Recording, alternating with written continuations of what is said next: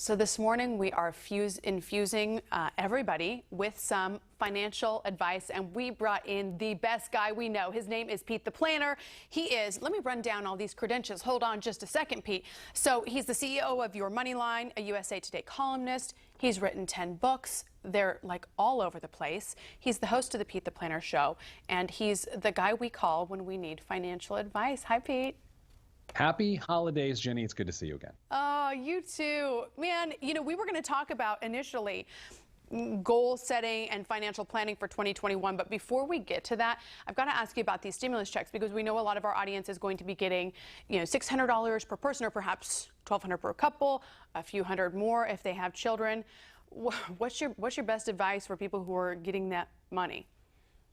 It's an interesting situation, because I'm glad some relief is on the way, right? It's not for me to say that $600 is or is not a lot of money. That being said, I don't feel like $600 per person is a lot of money, given that it's half of what people got the last time, and this is now 6 or 7 months later. Jenny, I think the best part of this new stimulus package is the things other than the stimulus payments to Americans. We've got some extension of the unemployment benefit. There's some relief in terms of the eviction moratorium, and that we're not going to see people out on the street on January 1st, which was my biggest fear.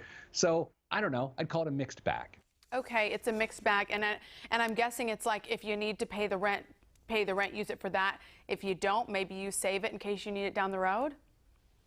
I think so. I think we've probably got another 60 tough days ahead, right? If you think about April and May of 2020, and by the way, Jenny, I'm very sorry I just made you think of April and May of 2020. Oh my quite gosh. cruel for our relationship. I should not have done that. You're never getting booked again. Yeah. However, I think people just need to mentally be there for the next 60 days or so as the vaccine starts to take hold. Then I think the economy starts to recover. But again, I think it's sort of tough sledding between now and then. So we just need to be what we call cash heavy, to not necessarily spend a bunch of money if you get it, is to be cash heavy. It's tough because, they're giving us the money, or the people who are qualifying for the money, because they want us to go out and spend it. But from a personal finance standpoint, it sounds like we do really just need to be limiting our budgets right now. Well, it's interesting, right? Because if there's 3 groups of people in America, people who are greatly impacted, that $600 is a drop in the bucket and actually doesn't solve anything. The second group of people are people who are sort of on the verge, and that $600 actually makes a pretty big difference. It can get them through some tough times. Then there's the third group of people who are completely stable, who don't need help whatsoever. And those are the people that actually arguably should pump the money into the economy. But Sure. But Jenny, statistics say that's only 10% of Americans are so stable that they can just go below their stimulus. But then do they even qualify because of their income? Right. Yeah, I think that may be the group that's not receiving it at all. So that's an interesting perspective. So looking into 2021, I think so many of us here think, okay, look, everyone on TV is getting a vaccine. This is about to end. The coronavirus is one thing. The economy is a connected but kind of different thing.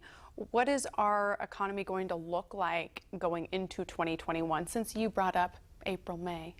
I did. I think the economy will have what looks like a K-shaped recovery, which means some parts of it will recover faster than others. I do think that most Americans right now can take this opportunity, as we often do around the holidays, to plan for 2021.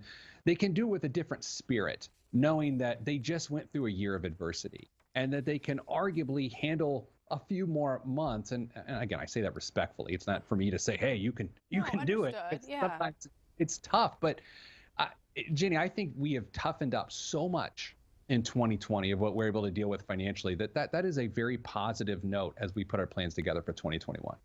I like that you ended on a positive note. Pete the Planner, thank you. And just sending all the holiday love to you and your family, and I hope Santa treats you well.